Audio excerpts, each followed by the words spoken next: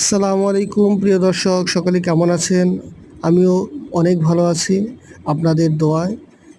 তো আজ গিয়েছিলাম টাঙ্গাইলের মধুপুরে অবস্থিত বেসরকারি মালিকানাধীন একটি হিমাগার, জিএমজি হিমাগারে। প্রথমে হিমাগারের ভিতরে মজুতকৃত পণ্যগুলো ঘুরে ঘুরে দেখতেছিলাম। হিমাগারের স্টোরেজগুলো অনেক ঠান্ডা, আসলে বেশিক্ষণ থাকা যায় না ভিতরে। এখানে আলু মজুত করা আছে বর্তমানে, এছাড়াও বিভিন্ন সময় বছরের বিভিন্ন ফল, ফ্রুটস এবং অন্যান্য পণ্য যেমন আদা, রসুন, পেঁয়াজ ইত্যাদি পণ্য মজুত থাকে। আমি সহ আমার অফিসের কলিগ এবং এলাকার বড় ভাই তারাও গিয়েছিলেন।